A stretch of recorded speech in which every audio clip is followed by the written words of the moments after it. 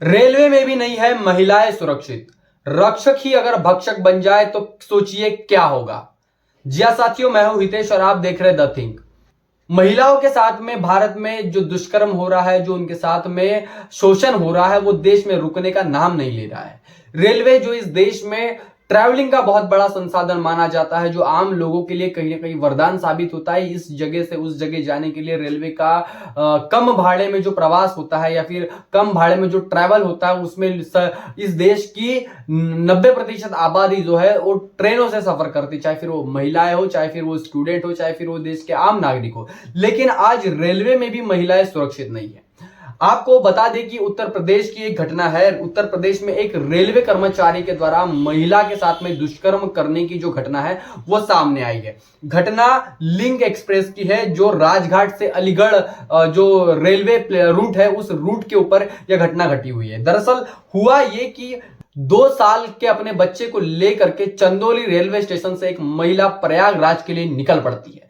महिला प्रयागराज की टिकट निकालती है, जनरल की टिकट निकालती है और महिला ट्रेन में चढ़ जाती है। और उसके साथ में एक टीटी जो है, जो टिकट कलेक्टर होता है, वो टिकट कलेक्टर उस महिला से बात करता है और बात करने के बाद में कहता है कि आप जो है एसी कोच में बैठ जाइए, बी कंपार्टमेंट में बैठ जाइए, आप मेरे पहचान के हैं तो इसलिए जो है आप वहां पर बैठ जाइए, वहां पर सीट खाली है, डरिए नहीं, मेरी जो ड्यूटी है वो अलीगढ़ तक के है। और इस भरोसे महिला जो है उस एसी कोच में बैठ जाती है। थोड़ी देर के दौरान महिला जब वहां पर बैठती है तो रेलवे का जो टीसी है वो वहां पर आता है, महिला को पानी पिलाने की बात करता है। महिला खुद पानी पीती है और अपने बच्चे को भी पानी पिलाती है। 10:30 और 11 के दौरान महिला को जो चक्कर आता है और चक्कर आने के समय महिला कहती है कि मुझे चक्कर आ रहा है। टीटी कहने लगता है कि देखिए मैडम, अभी रात के 10 साढ़े 10 बज रहे हैं और इस समय में नींद आना स्वाभाविक बात है, इसलिए आप सो जाइए। थोड़ी देर में होता यह है कि महिला के बच्चे को ऊपर वाली सीट पर बिठा करके महिला के साथ में टीटी और उसके सहकारी द्वारा उनके साथ में दुष्कर्म किया जाता है। घटना के तुरंत 5 दिन बाद महिला जो है इसकी शिकायत पुलिस स्टेशन में दर्ज करती है। उसके पहले भी 20 तारीख को महिला जो है 139 नंबर पर, टोल फ्री नंबर पर इसकी शिकायत जो है रेलवे पुलिस से करती है। बहरहाल इस मामले में एक आरोपी की शिनाख्त हो चुकी है और वो अभी जो है पुलिस हिरासत में। दूसरी आरोपी को जो है उसकी पहचान अभी पुलिस करा रही है और उसको ढूंढने की कोशिश में लगी पड़ी है। लेकिन सवाल ये उठता है कि जिस रेलवे के ऊपर आम जनता भरोसा करती है, जिस रेलवे के ऊपर पूरा देश विश्वास करता है और ट्रैवलिंग के लिए सबसे आसान तरीका जो है रेलवे का माना जाता है, और इसके ऊपर ही अगर इस तरीके की घटना इस देश में महिलाओं के साथ में हो रही है तो ये देश के लिए बहुत बड़ी शर्म की बात है। आपको बता दें कि भारतीय जनता पार्टी की सरकार केंद्र में ही नहीं तो उत्तर प्रदेश में भी है, और इनके प्रदेश में ऐसी घटनाएं होना महिलाओं के साथ में कोई बहुत बड़ी बात नहीं है। ये दरअसल आजकल आम हो चुका है। लेकिन जब समय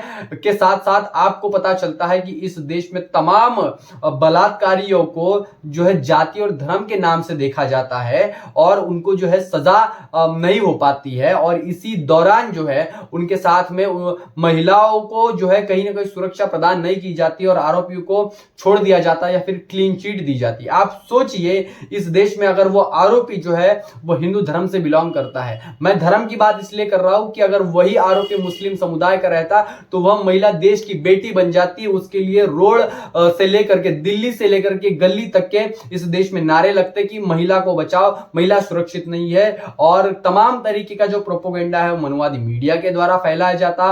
और तमाम जो इस देश में ऐसे लोग हैं जो सिर्फ और सिर्फ धर्म का राजनीति करते हैं, धर्म के नाम पर भेदभाव करते हैं, जातियों में बांटने का काम करते हैं, वो लोग आज रास्ते पर उतर आते हैं। लेकिन अफसोस की बात है कि अगर महिला के साथ में, कोई हिंदू धर्म के व्यक्ति के साथ में अगर इस तरीके की घटना होती है तो पूरा हिंदू धर्म को मानने वाले पूरे लोग शांत बैठ जाते हैं, चुप बैठ जाते हैं, इनके मुंह में घी जम जाता है। और यही आरोपी अगर मुस्लिम समाज से या फिर दलित समाज से रहता है तो ये उनको जातिगत गालियां देते हैं, उनके धर्म के अनुसार उनको गालियां देने का काम करते हैं। तो इस तरीके से जो है डिस्क्रिमिनेशन जो है इस देश में हो रहा है और जो है न्याय कहीं ना कहीं इस देश में लोगों को नहीं मिल रहा है। बहरहाल महिला का कहना यह है, महिला ने बयान में बताया है कि मैं उस व्यक्ति को 3 से 4 साल पहले से जानती थी। जब मैं कोविड के दौरान, मतलब कोविड के पहले मैं एक मेडिकल शॉप में जॉब करती थी, तो मेरा जो सफर है वो आना जाना रहता था और उस दौरान मेरी उनसे पहचान हुई थी। उन्होंने मुझसे कहा कि ये जनरल की टिकट आपके पास है, बच्चे को लेकर के आप कैसे ट्रैवल करोगे, और इसीलिए उन्होंने